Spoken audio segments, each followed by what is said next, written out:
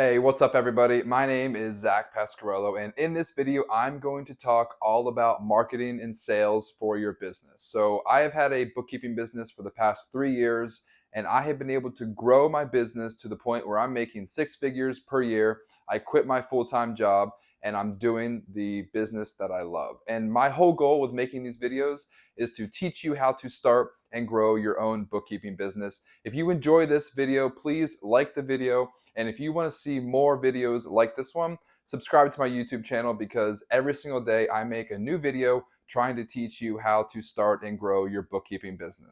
I tell everybody starting a bookkeeping business is a 4-step process. First, you need to learn QuickBooks and bookkeeping. Second, you need to learn marketing and sales. Third, you need to deliver A-plus customer service. And number 4, you need to work really, really hard. And in this video, I'm going to be talking all about step number 2. And if you need help starting and growing your bookkeeping business, there's actually a link in the description below. You can schedule a one-on-one consultation with me. I would love to work with you. Okay, let's get started. I'm not going to waste any time. I am actually going to be talking a lot about this book right here. It's called Predictable Revenue. So I'm not going to take credit for what I'm about to talk about because almost everything in this video is coming straight from Predictable Revenue by Aaron Ross and Mary Lou Tyler. If you are trying to grow any business, I highly recommend this book. It has changed the way I view marketing and sales. In this video, we're going to be talking specifically about inbound leads and how to get them. So there's 2 different ways of selling and marketing. There's outbound and there's inbound from what I've learned in this book. Outbound is whenever you're actively calling people or actively emailing people and basically like traditional selling. Outbound, you're going out of your way to try to get people to sign up for your services. Inbound leads is more passive, I guess, from what I understand. Inbound is kind of more like marketing. So you're just putting out content and you're hoping these people reach you directly. So you're not really directly reaching out to anybody. You're just blasting out advertising and marketing to the world or to your audience, and you're hoping that whoever sees your advertising and marketing will eventually reach out to you.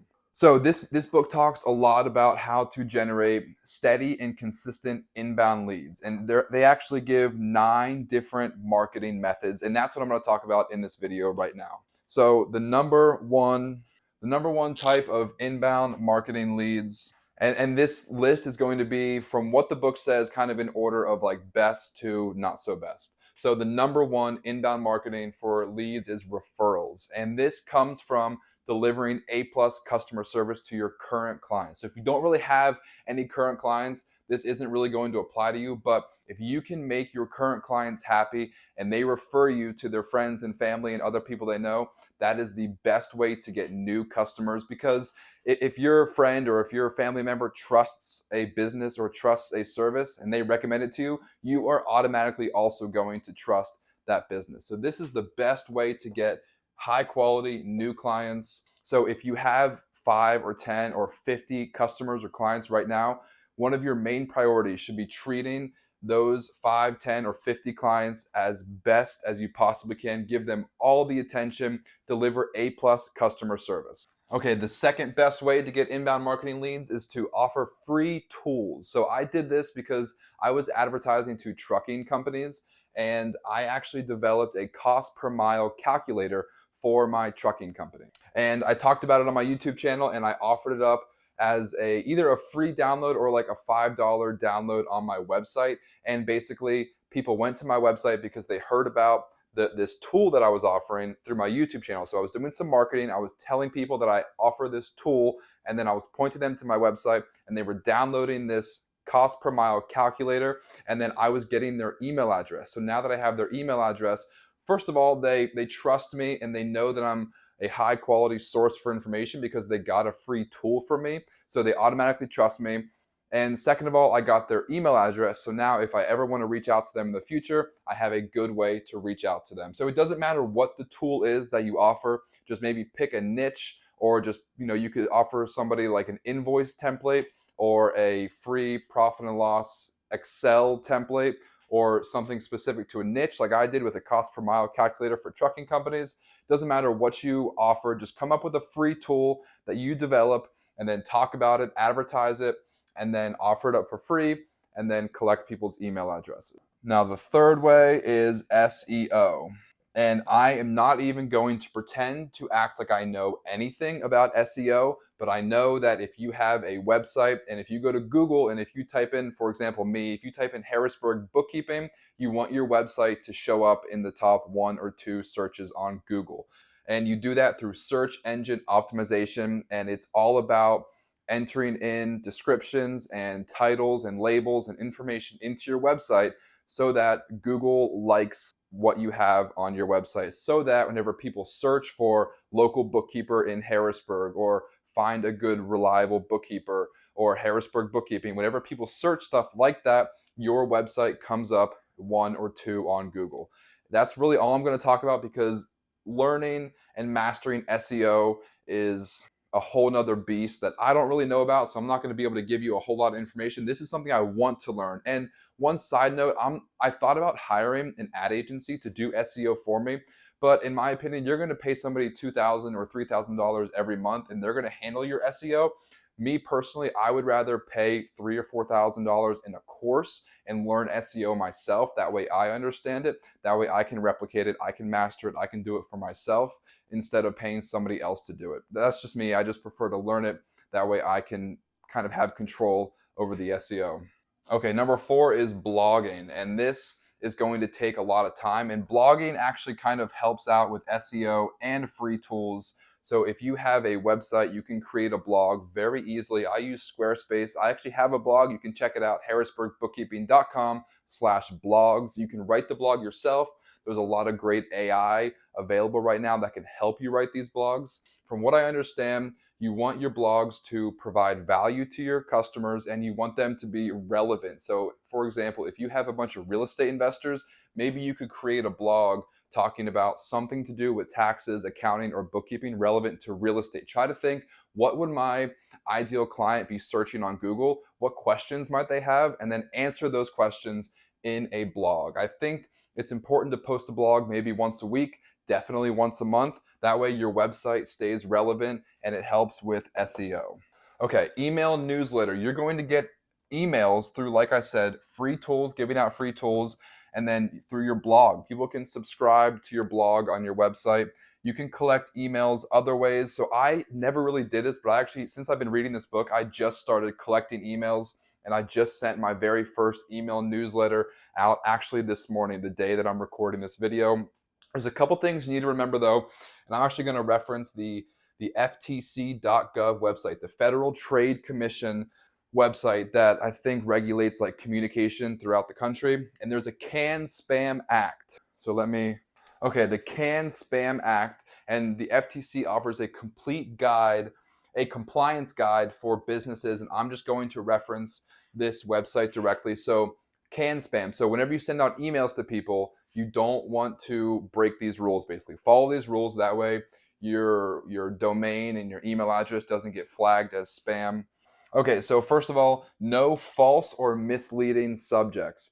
And one of the examples that they give is that on your subject, you can't say like RE colon, like reply, because that is a misleading subject. That makes it look like you are replying to an email, when in reality, they never sent you an email. So you're not actually replying to them. And then also, whatever domain you're sending the email from needs to be accurate. So you cannot send false or misleading information, in terms of like, you can't make it look like you're somebody else when you're not really. So you can't create like some false or misleading email address to send out marketing emails to people to make it look like you're somebody else. Okay, you need to identify your email as an ad or an advertisement. So I'm going to read this straight from the website. The law gives you a lot of leeway in how to do this, but you must disclose clearly that your message is an advertisement. So for example, I use Squarespace to do all of my email marketing campaigns, and they have some sort of message at the bottom of the email saying that like, this is powered by Squarespace,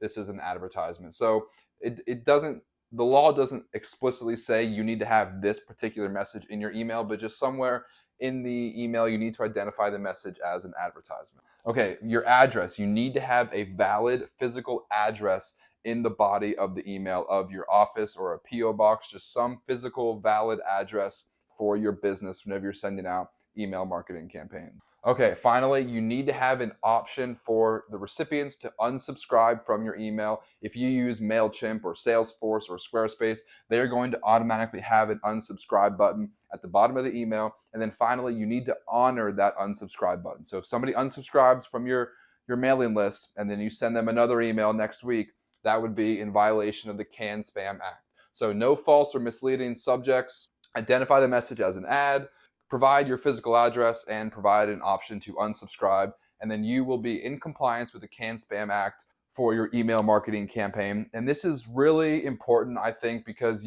this is a way that you can continue to email potential prospects and potential customers. And what I'm going to start doing is once a month, I'm going to develop an email marketing list. And once a month, I'm going to send them an email with just like a tip or a trick or some advice related to bookkeeping or taxes. So right now I have a list of over a couple thousand emails, and I'm going to continue to develop my email marketing campaign. So one thing you can do is look for a niche, look for a place to find email addresses. So for me, I'm going to target trucking companies. And on the DOT website, whenever a trucking company registers for their authority to haul freight in the country, they have to register and they have to provide a valid email address. So I'm going to go one by one, searching through the Department of Transportation's website and look for email addresses of trucking companies that have registered on the DOT. So I'm not going to buy a list. I'm going to do it manually. I'm going to do it on my own, because these lists, if you buy a list for $100, I guarantee you 100 other people also bought that same list. So that list is not going to be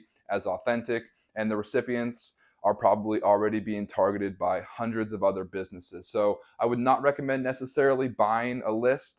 I would recommend trying to find emails organically on your own, whether through giving out free tools or people subscribing to your blogging list or asking for email addresses or finding them manually on your own. Okay, number 6 on how to develop inbound marketing leads is through webinars. So you can go live on Facebook, you can make YouTube videos, just make any sort of video. You can actually schedule a Zoom call and you could have an open link and you can have your potential audience join that Zoom call. You can provide webinars to your clients, and this is a great way to get your face out there, to see people, to have people see you and to have people recognize you.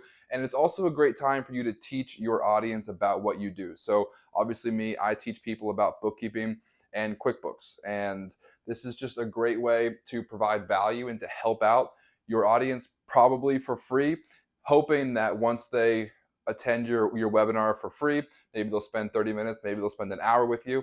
After they attend that webinar for free, they start to trust you, you provide value to them, and then hopefully down the road, whenever they actually need your services, they'll be more likely to hire you because you've already helped them. Okay, PPC. This is another thing that I don't know a whole lot about. Paid per click advertising. You're going to see this on Google anytime you search something. Whenever you see something that's sponsored up at the top, those people did paid per click advertising. Anytime you're on Facebook or Instagram and you're scrolling through your news feed and you see like a sponsored advertisement, that is PPC advertising. I don't really know anything about that.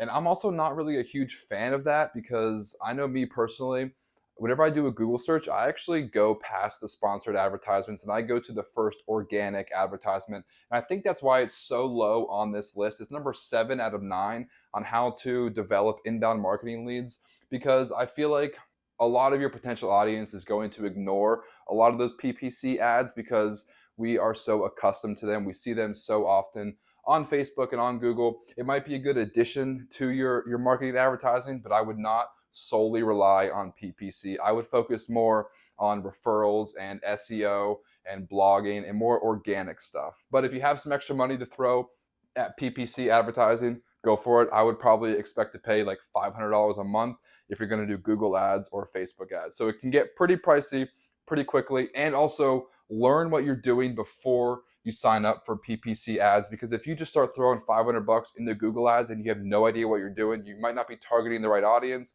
You might not have the correct settings in place for your advertisements to even be useful, and you might not even be able to run any data analytics on your ROI from your advertisements. So you're essentially just going to be wasting money. So learn about PPC before you just start throwing money into it. Okay, 2 more things.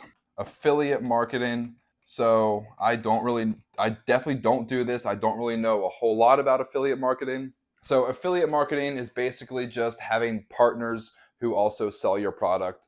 So if you maybe know a good financial blogger or just anybody who has a presence on social media, you can partner with them and you can offer to pay them a percentage of the revenue that they provide for your company. So maybe once a month they make a social media post for you. They are your affiliate marketers. And if they bring you any new clients, or maybe they have a promo code where they can sign up on your website, if they bring you any new clients, maybe you'll give them 20% of the first 3 months of revenue that come in from those clients. So I don't do anything like this, but it might be a good way for you to grow your inbound marketing leads if you're at that point. And then last one is social media. And this book actually came out like 10 years ago. So I think if this book were to be revamped and have a newer edition, I would for sure say the social media would be a lot higher on this list, but the book came out 10 years ago, so it's a little bit outdated. And also, I think this book is more geared towards larger companies. So larger companies might not have as much of a personal presence on social media, but I leverage social media more than any other of these 9 inbound marketing opportunities. And I think this is a great way for you. I mean, I literally talk about social media all the time on these videos. So if you've been following my channel, you already know that I talk about social media for developing inbound marketing leads. But this is a great way for you to reach thousands of people all over the country 24/7 because everybody is on the internet. And more specifically, everybody is on social media. So if you aren't already, you need to be on social media. You need to be creating 2 to 4 posts every single week. You need to be connecting with business owners. You need to be friend requesting people, and you need to be engaging with your connections and engaging with your audience. That way people start to recognize you, people start to trust you, and you've built this personal brand on social media. And after 3 to 6 months, people will start to hire you.